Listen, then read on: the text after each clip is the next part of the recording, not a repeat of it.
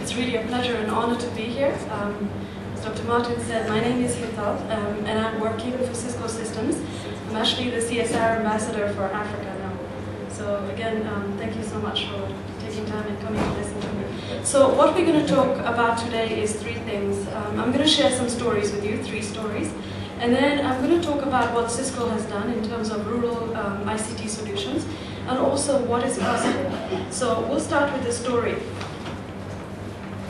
And the story actually starts here with this young gentleman that you see here. His name is Stephen Ondieki. Stephen was a high school student in Kibera at the Raila Education Center. And Stephen wanted to be a matatu driver once he finished his secondary school. Once he was almost through, he came across the Cisco Academy program where we taught him ICT skills, and his career totally changed. When he graduated from high school, Stephen and a couple of his friends, they came out and they went around repairing computers for a couple of businesses, and they collected some money from there. The next thing that they do is they start up a small ICT center in Kibera slum with 2 computers there. Steve then started reaching out to the young kids in the slum and also to the youth who were on drugs. And what he would do is he would actually get the kids who were on drugs to come and use that money in his center and play games. This is another story that I want to share with you about Andrew. Andrew is deaf. He's again a youth from one of the slums in Kenya. And Andrew didn't complete his school.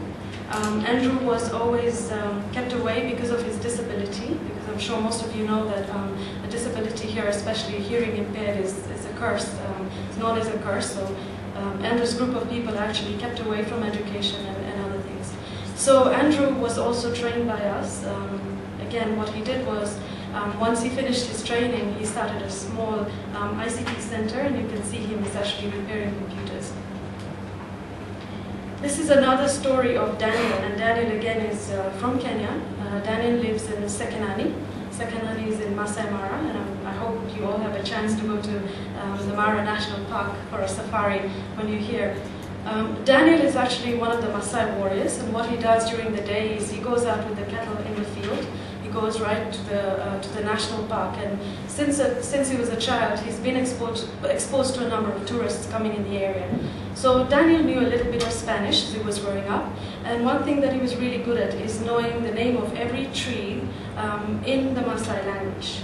So what Daniel has been able to do is use our center, which is in the Sekenani Gate, and he's been able to learn Spanish fluently, and now he's started a small business where he's got all the botanical names of, he's got all the names of the trees that he's been seeing since he was a child. He's got the botanical names, and he's posted them online. And he's been given an award by one of the environment foundations for having done that.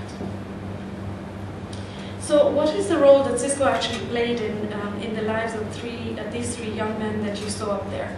So in the year 2007, through the Clinton Global Initiative, Cisco partnered with a number of NGOs, as Dr. mentioned, and we came up with setting of community knowledge centers, is what we call them. And these are actually hubs, community hubs of technology for the entire community. What do they offer? They actually offer Wi-Fi to the public in the remote areas. If there is no power, we have solutions for having low-powered computers, solar-powered computers, and even computers that can last without having power for 2 to 3 days. What do these centers offer? They offer business mentoring skills, they offer financial consultation, some small microfinance loans, health services. We offer training for women empowerment, training for the youth, media and entertainment, where communities come together, they watch a movie over the weekend and create our center like a movie theater during the weekends. So this was really our vision, to enable communities in Africa participate in the global economy. And the strategy, as I said, was to leverage the power of ICT. We're an ICT company to address some of the basic human needs. And we did this by establishing community knowledge centers, a home for all, offering diverse services through technology where people can contribute, learn, and also communicate locally as well as outside the world. So this is one of the centers that we have. It's in Kenya again, and it's in an area, in a remote area called Kindu Bay. And there's about 250,000 people living here with HIV. When we went down talking to them about setting up such a center, the lady in the white scarf with the red skirt, she owned the land there. And the community members, which was actually a group of women, they went down to USAID and they got some funding, and then they put up the structure for us. So this is what it looked like before, and this is what it looks like now. So this is during the opening ceremony of the center. And as you can see, we've put solar panels, and this is the only place in that entire area that has power. So the community actually comes here and charge cell phones, come and watch movies, and it's really become a hub. After the center was started, what we've noticed is every time I go there, I just see lots of little businesses springing up there. So really this is a true example of how ICT has spurred economic development around that area. This is another center, and this was just an empty room just lying around there. It is in an area, a remote area, again in Kenya, and it's actually a hub, a market where people come and sell fish and other items over the week. And this is what it looked like before, and this is what it is now. So again, it's a hub of ICT for the entire community. And in this center, we have a lot of youth. Now, what is really possible for these people? So as we heard from the previous speaker, social media really helps people reconnect dots in their lives. It enables them to stay in touch with what is happening in the world, and it allows them to express their views, what they like, what they don't like, and it also helps them to create control and contribute to a body of knowledge.